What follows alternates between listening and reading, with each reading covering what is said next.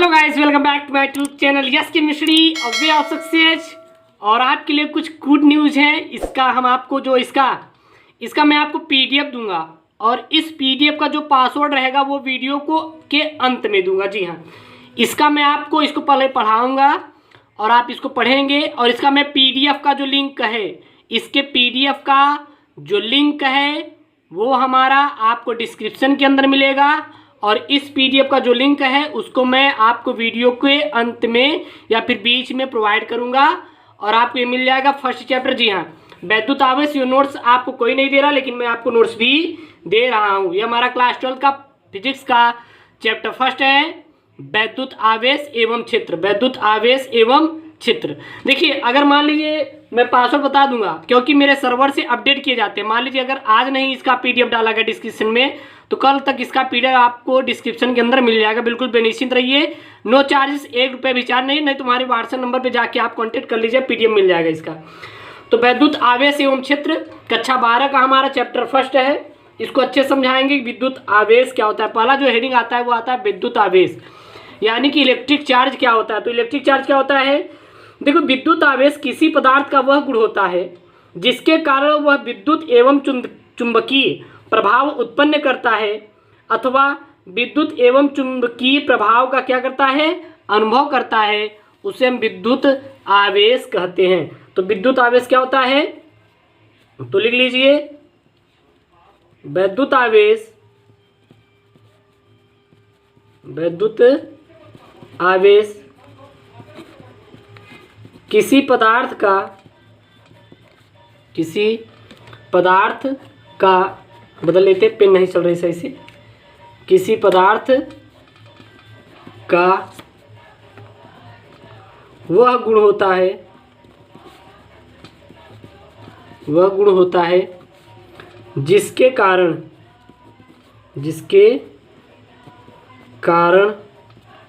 वह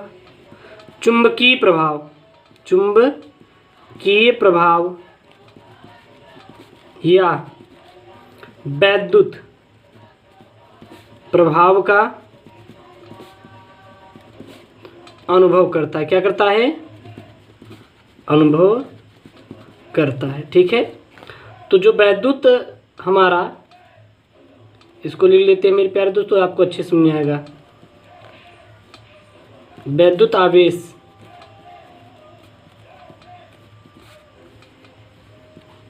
अब सही। वैद्युत आवेश जो होता है किसी पदार्थ का वह गुण होता है जिसके कारण वह हमारा चुंबकीय प्रभाव या वैद्युत प्रभाव का अनुभव करता है। उसे हम वैद्युत आवेश कहते हैं। ठीक है ना, याद रखिएगा।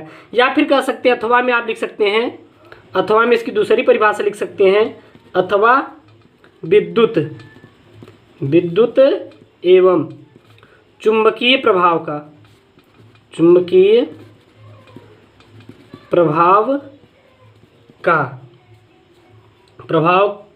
का अनुभव करता है। क्या करता है, अनुभव करता है। उसे क्या कहते हैं मेरे प्यारे बच्चों, उसे हम वैद्युत आवेश कहते हैं। अब हम बात करेंगे वैद्युत आवेश के प्रकार, यानी कि आवेश कितने प्रकार के होते हैं। तो हेडिंग बनाएंगे, आवेश के प्रकार, यानी बोले तो टाइप ऑफ इलेक्ट्रिक चार्ज। ठीक है ना, वैद्युत आवेश के प्रकार। तो देखो मेरे प्यारे बच्चों, वैद्युत आवेश जो होते हैं यहाँ 2 प्रकार के होते हैं। कितने प्रकार के होते हैं, 2 प्रकार के, एक धन आवेश, एक ऋण आवेश। यहाँ लिख सकते हैं वैद्युत आवेश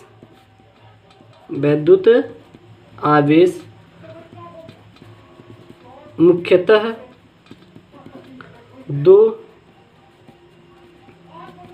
प्रकार के होते हैं। कितने होते हैं, 2 प्रकार के होती हैं। ठीक है, पहला हमारा जो होता है वो धन आवेश होता है।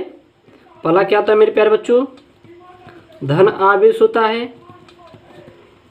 और जो दूसरा होता है मेरे प्यारे बच्चों वो क्या होता है, वो हमारा ऋण आवेश होता है। क्या होता है, ऋण आवेश होता है। पहला हमारा धन आवेश, दूसरा हमारा क्या होता है, ऋण आवेश। अगर हम नोट में बात करें, कुछ स्टार पॉइंट में देखें, तो नोट में लिख लीजिएगा अपना, क्या लिखेंगे, धन आवेश, यानी कि हम लिख सकते हैं आवेशों के नाम जो आवेशों के नाम किसने दिया था? तो आवेशों के नाम जो दिए थे वो दिए थे अमेरिकी वैज्ञानिक। कहाँ के थे? अमेरिकी वैज्ञानिक। अमेरिकी वैज्ञानिक बेंजामिन फ्रैंकलिन ने दिया था। किसने दिया था? बेंजामिन फ्रैंकलिन ने। बेंजामिन फ्रैंकलिन ने क्या दिया था मेरे प्यारे बच्चों? बेंजामिन फ्रैंकलिन ने सन हमारे 1750 ईस्वी में, किसमें? 1750 ईस्वी में दिया था। तो अगर कोई बोलेगा तो आवेशों के जो नाम दिए थे मेरे प्यारे बच्चों वो दिए थे बेंजामिन फ्रैंकलिन ने। किस सन में? सन 1750 ईस्वी में दिया था। तो आवेशों के नाम अमेरिकी वैज्ञानिक बेंजामिन फ्रैंकलिन ने सन 1750 ईस्वी में दिया था। आवेश क्या होता है? तो वैद्युत आवेश किसी पदार्थ का वह गुण होता है जिसके कारण वह चुंबकीय प्रभाव या विद्युत प्रभाव का अनुभव करता है, अथवा विद्युत या चुंबकीय प्रभाव का अनुभव करता है, उसे हम विद्युत आवेश कहते हैं। अगर विद्युत आवेश कितने प्रकार के होते हैं? यह मुख्यतः दो प्रकार के होते हैं, एक धन आवेश, दूसरा ऋण आवेश। स्टार पॉइंट में नोट पॉइंट देखें तो आवेशों के नाम अमेरिकी वैज्ञानिक बेंजामिन फ्रैंकलिन ने सन 1750 ईस्वी में दिया था। ठीक है ना। अब हमारे जब आता है वैद्युत आवेश का इलेक्ट्रॉन सिद्धांत। क्या आता है? इन डाल लीजिए, विद्युत आवेश का इलेक्ट्रॉन सिद्धांत। इलेक्ट्रॉन सिद्धांत, वैद्युत आवेश का इलेक्ट्रॉन सिद्धांत क्या होता है? तो ये आपके लिए इंपॉर्टेंट है एग्जाम के दृष्टि से, ये एग्जाम में आ जाता है आपके। तो देखिए क्या होता है, प्रत्येक जो पदार्थ होते हैं अति सूक्ष्म कणों से मिलकर बना हुआ होता है, जिन्हें हम क्या करते हैं? अणु कहते हैं। और वह बहुत ही सूक्ष्म कणों से मिलकर बना हुआ होता है जिसे हम परमाणु कहते हैं। बात समझिएगा, प्रत्येक पदार्थ बहुत सी सूक्ष्म कणों से मिलकर बना होता है जिसे हम अणु कहते हैं, और अणु अति सूक्ष्म कणों से मिलकर बनते हैं जिसे हम परमाणु कहते हैं। क्योंकि हमारा जो कोई भी मेरे प्यारे दोस्तों परमाणु का निर्माण होता है वो हमारा बहुत ही सूक्ष्म कणों से मिलकर बना होता है, सिंगल पार्टिकल। लेकिन जो अणु बनते हैं वो हमेशा किससे मिलते हैं? परमाणु से मिलकर अणु बनते हैं। ठीक है। अगर बात करें परमाणु का लगभग समस्त द्रव्यमान उसके केंद्र में स्थित होता है जिसे हम नाभिक कहते हैं। नाभिक में इलेक्ट्रॉन और प्रोटॉन पाए जाते हैं और नाभिक के चारों ओर वृत्ताकार कक्षाओं में इलेक्ट्रॉन चक्कर लगाते रहते हैं और इलेक्ट्रॉन ऋण आवेशित तथा प्रोटॉन धन आवेशित होता है। जबकि न्यूट्रॉन विद्युत का उदासीन कण होता है और एक परमाणु में जितने इलेक्ट्रॉन होते हैं उतने ही इलेक्ट्रॉन हमारे किस में होते हैं? उतने ही हमारे प्रोटॉन होते हैं। अतः परमाणु जो विद्युत का उदासीन होता है अर्थात उस पर कोई आवेश नहीं होता। ये हमारा विद्युत आवेश का इलेक्ट्रॉनिक सिद्धांत है। तो चलिए हम लोग लिखेंगे तो आप लोग नोट कर लीजिएगा, क्योंकि मैं लिखित दे रहा हूँ और इससे बेस्ट आपको कहीं मिलने वाला है नहीं। तो क्या होता है, तो आप लिख लीजिए यहाँ पे विद्युत आवेश का इलेक्ट्रॉनिक सिद्धांत क्या होता है? प्रत्येक पदार्थ अति सूक्ष्म कणों से मिलकर बना होता है। कणों से मिलकर बना होता है जिसे अणु कहते हैं। एवं अणु और अति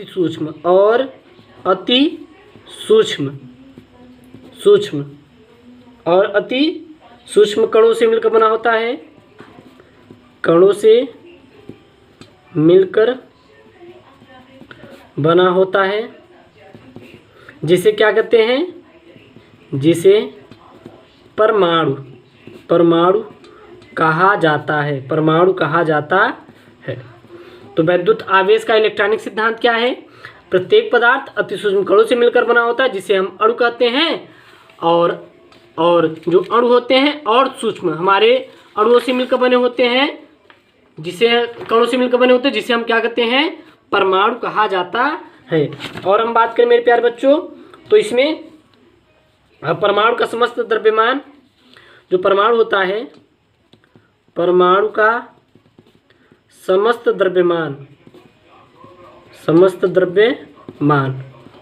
उसके कहाँ पे स्थित होता है? उसके केंद्र में स्थित होता है, स्थित होता है, जिसे नाभिक कहते हैं। जिसे क्या कहते हैं? नाभिक कहा जाता है। जिसे क्या कहा जाता है? नाभिक कहा जाता है। ठीक है। और नाभिक में क्या पाए जाते हैं? और नाभिक में जो पाया जाता है मेरे प्यारे बच्चों, वो इलेक्ट्रॉन और क्या पाए जाते हैं? इलेक्ट्रॉन और प्रोटॉन पाया जाता है। क्या पाया जाता है? इलेक्ट्रॉन और प्रोटॉन। तथा जो न्यूट्रॉन होता है वो हमारा क्या होता है? वो हमारा उसमें कोई भी आवेश नहीं होता। ठीक है ना। इलेक्ट्रॉन, प्रोटॉन और न्यूट्रॉन पाए जाते हैं। न्यूट्रॉन पाए जाते हैं। ठीक है, पाए जाते हैं। और आगे इसके हम क्या लिख देंगे? इसके आगे ये लिख देंगे कि जिसमें इलेक्ट्रॉन घूमते रहते हैं और इलेक्ट्रॉन पर ऋण आवेशित होता है तथा प्रोटॉन धनावेशित होता है, जबकि जो न्यूट्रॉन होते हैं वो उदासीन होते हैं। इसमें लिख सकते हैं इलेक्ट्रॉन पर ऋण आवेश होने के कारण वे कक्षाओं में क्या लगाते रहते हैं? चक्कर लगाते रहते हैं। ठीक है ना। इलेक्ट्रॉन पर क्या होता है? ऋण आवेश होने के कारण वे कक्षाओं में क्या लगाते रहते हैं मेरे प्यारे बच्चों? चक्कर लगाते रहते हैं। तथा प्रोटॉन नाभिक में स्थित होता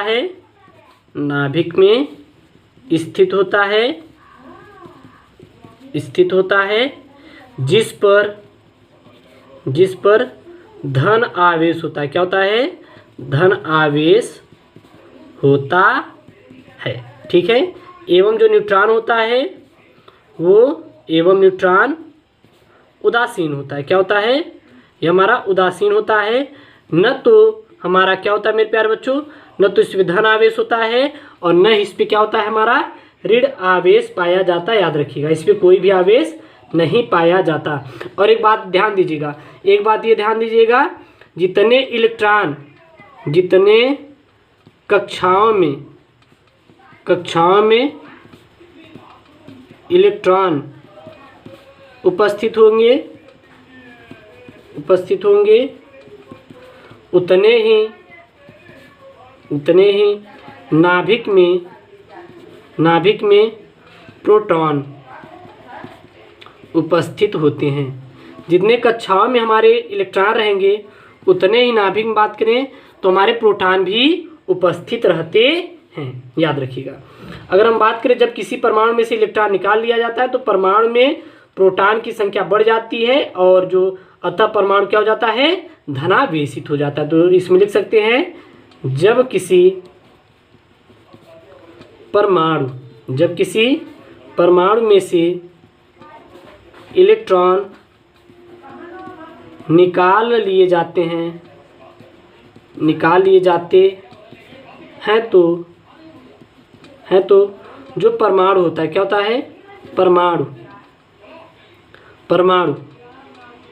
परमाणु में प्रोटॉन की संख्या क्या हो जाती है? बढ़ जाती है। प्रोटॉन की संख्या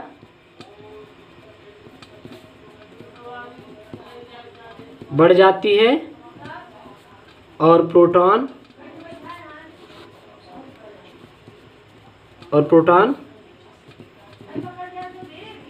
धनावेशित हो जाता है। ठीक है, आप बात ध्यान दीजिएगा। ठीक है, इसी अगर हम बात करेंगे एक्स्ट्रा पॉइंट में, यदि किसी अभी तो हम निकाल लें, क्या करें? निकाल लें। यदि जब किसी इलेक्ट्रॉन में कोई इलेक्ट्रॉन आ जाता है, यदि किसी परमाणु